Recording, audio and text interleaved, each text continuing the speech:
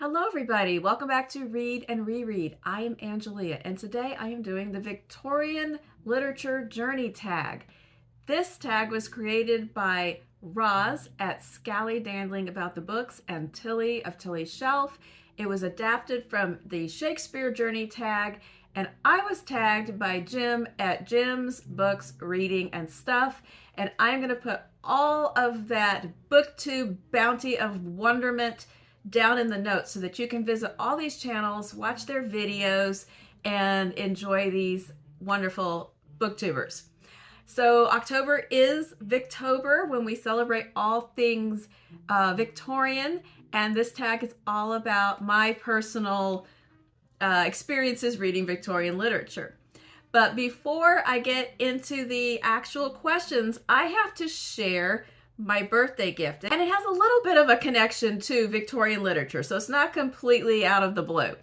But even if it was, I'd probably still put it in here. So I mentioned in my last video that my daughter was coming and that she was kind of excited about a gift she had for me. Well, hold on to your seats because here is the gift. She made me this hand-painted bookish flower pot.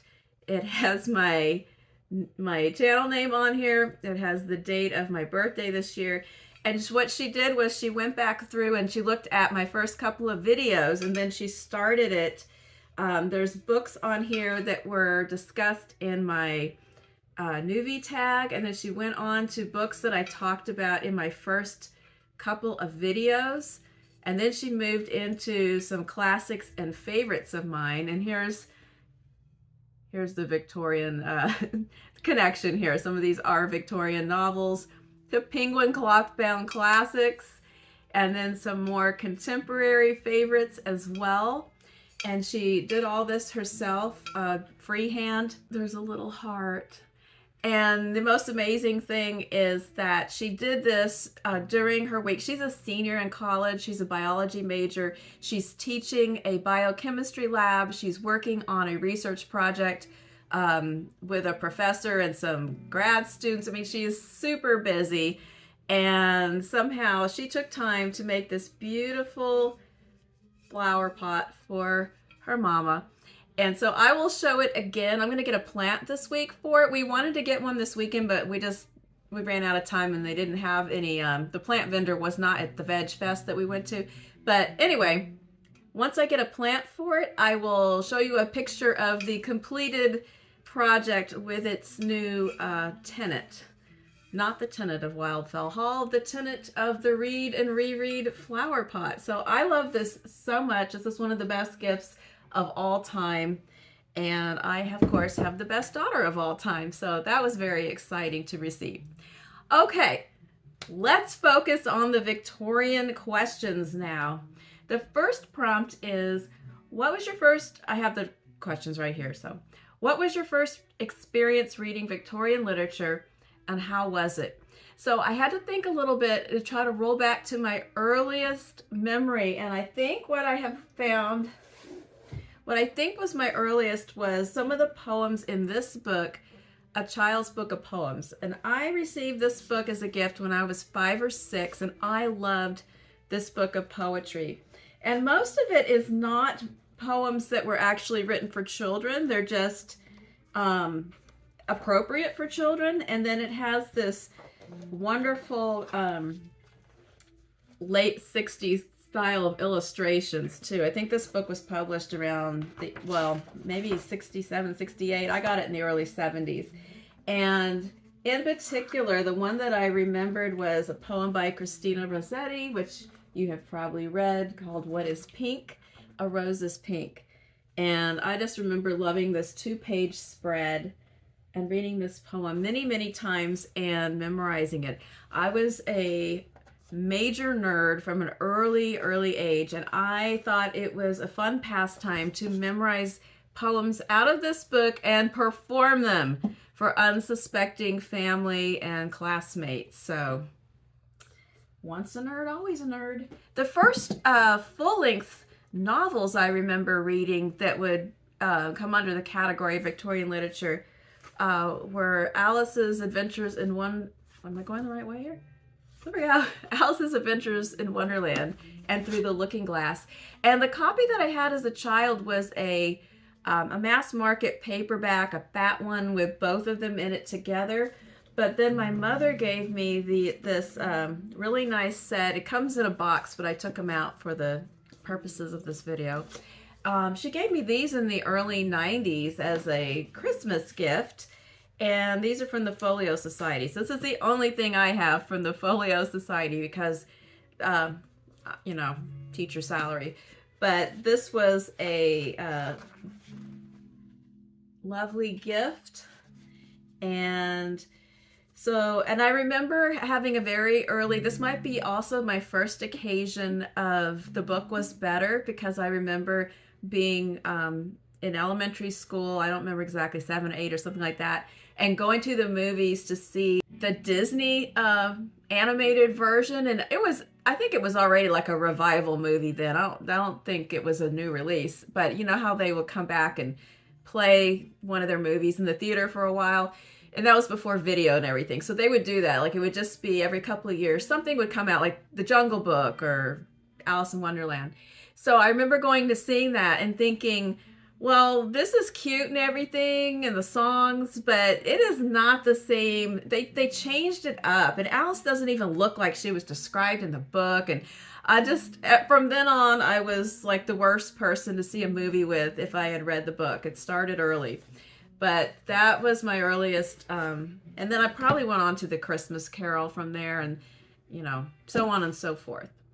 I also remember when I was a kid, I read a lot of children's books that were set in that era, usually involving mean governesses and lots of tea and scones and escapades, and I loved books like that. Number 2, has the reading of a Victorian book ever brought you to tears? If so, tell us more. No, I'm not a big book crier. No. A lot of people are talking about the death of Helen Burns in Jane Eyre, and that is very sad. I don't think it actually made me cry. Tess of the D'Urbervilles is sad all the way through, but it kind of made me more mad than sad. That book just pisses me off every time I read it. That book, why do I keep reading? I read that book like 3 times, and every time it doesn't turn out any better, and I'm mad again. But so yeah, I guess I get mad more than I get sad. Number 4, do you have a favorite film or TV adaptation of a Victorian book? What about one you would like to see made? Well, as previously mentioned, I have a checkered past about watching adaptations, and I'm always excited and I think I want to see them, and then I end up not seeing them or not liking them. So I can't even think of any that I've actually watched. I was excited briefly about Great Expectations having a new rendition with Olivia Colman, and then I heard the terrible reviews and what they had done to the story, so I did not watch it. I just steered clear. So I don't know if there's something just really wonderful that I should watch. I thought about watching the Cranford adaptation. I think it has Judi Dench in it. Is that one good? I like things with episodes more than a long movie. And I have low tolerance for poor casting and deviations from the plot. I'm just not good with it. So I will offer a replacement answer though. How about, let's pretend the question said, do you have any objects from a adaptation of a Victorian novel? Yes, I do. I found this weird little thing in a thrift store, and it is a miniature of the poster from a production of Nicholas Nickleby that was on TV. It says Mobile Showcase Network, and I have seen the full size of this poster for sale on eBay. I'm forgetting right now what year this was broadcast, but I'll look it up and put it on the screen. But it appears to be, it's like a baseball card in a resin. It's a heavy, thick, like paperweight kind of thing. And I found it for like $1 at a thrift store. And it was so bizarre. It was just sitting in with the housewares, and so I bought it. And I don't know if it was sold like this or somebody made one. I don't know. So, but here it is, a little piece of Victoriana. Yeah, that's it.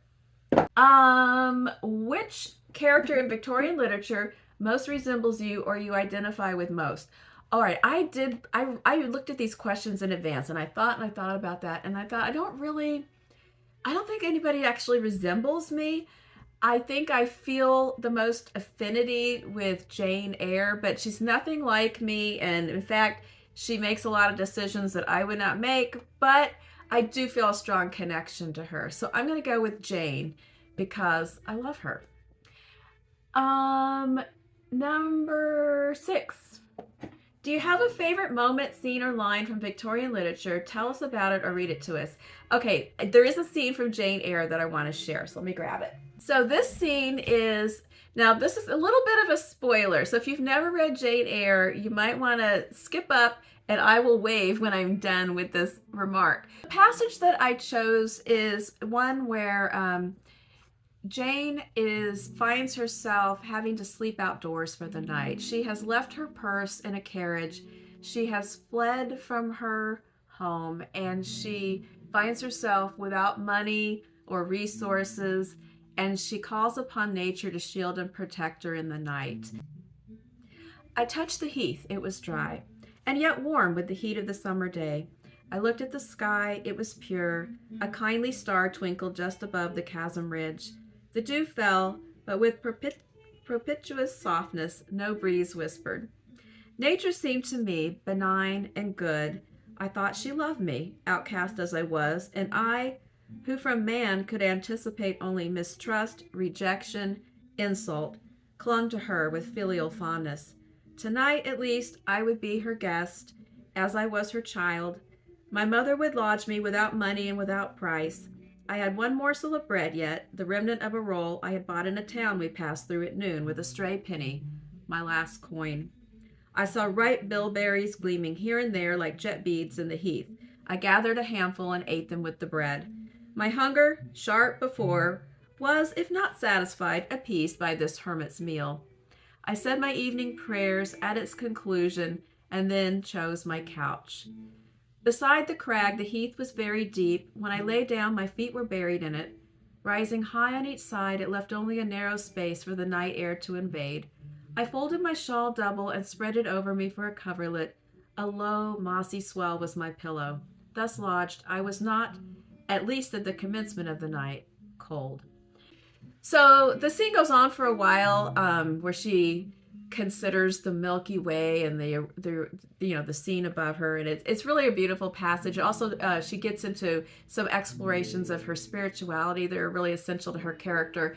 But I just think that beautiful passage where she just decides to rely on Mother Nature to protect her overnight and to give her comfort. And it's a turning point into the next part of the story where she meets, some relations. Okay, the spoiler section is over. We can move on. The next question is, this is kind of a funny question. Does any Victorian literature intimidate you? And if so, why? I think the reason why a lot of people are intimidated is the propensity of Victorian authors to produce mammoths. And I, like many readers, have many times a case of big book trepidation. And when I get past that barrier of just, beholding the book's length and size, I usually can get really engaged and I don't have any trouble. But it can take me months or years to get in the mood to try it out. That's my experience with most Dickens novels. I read David Copperfield earlier this year. I had meant to read it for years and years. And finally, I was inspired to read it after reading Demon Copperhead. And then I was so glad because once I got going, it just rolled so smoothly, and I really loved the novel. But this happens to me every single time with Charles Dickens. I mean, how many times have I held up Bleak House in my TBR and I still haven't gotten started on it? And it's just big book trepidation. Another example is I have read 2 or 3 times and loved Middlemarch, but what a honker. And the problem is I also have Mill on the Floss, And this is the case. It's not the size that's throwing me off. It's the fact that I've heard so many people say they hate the ending. So I'm thinking, well, I don't really want to invest that much time and energy into something to be disappointed at the end. So let me know if I should or should not ever read Mill on the Floss, or should I just read Middlemarch again? Because I love Middlemarch. Number 8. What tips would you give someone who early on in their Victorian literature journey? So I guess somebody who's decided to try Victorian literature, but maybe they haven't read any or very much. I think a good starting point is A Christmas Carol by Charles Dickens, because most people are familiar with the outline of that story. You've probably seen a play or a TV version or a movie version of the story, and you kind of know the pattern. And it is also one of his slimmer books. It's really not too difficult to read, and it's a good gateway to Dickens or Victorian literature. Also, Jane Eyre, even though it is not a short book, it is such a beautiful novel and so compelling from the very beginning, where Jane as a child is sent to Lowood School, and you don't want to give up on her at any point. It never feels like it lags, or there's not really any slow parts. There's always something happening. It's very dramatic. So that's a good one as well. And then finally, on the lighter side would be Cranford by Elizabeth Gaskell, which has a different tone than most other Gaskell novels, and it's fairly short as well, but it is a lighter, it has more humor. There's nothing terribly dark or super dramatic happening, but it's about the everyday quotidian dramas of a group of women in a small village. So that one is also, either Jane Eyre or Cranford are also good books for someone who is a fan of Jane Austen, but they haven't really gone into Victorian literature very much. So I would recommend any of those. And then I think the other next question also has to do with a recommendation. Your top recommendation, top recommended read for other readers of Victorian literature. I felt like I had read a good number of Victorian novels, but I had never read anything by Anthony Trollope. And I've been participating in the group read for Victober of The Way We Live Now, and this book is so good. I started out on the path of the daily chapters, and that was working fine. And then when I got sick, I just indulged in reading ahead, and now I don't know what chapter I'm supposed to be on, but I'm going to finish it today. I could not stop. It's very different than Dickens. You might look at it and think, okay, it's another guy writing these really long books with all the chapters with the little headings, but it is a totally different tone and feel. I loved the women characters in this book. So interesting. And I don't want to say too much about it because the group read is still going and I'm ahead. So I won't go into details. But if you haven't read Trollope, that's where I recommend. And I also need recommendation of what to read next.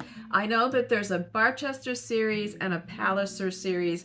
I don't know if I should embark on one of those or if they're standalone. I don't know. But I do want to read in the upcoming year another Trollope novel for sure. So let me know if you have a recommendation for me. All right.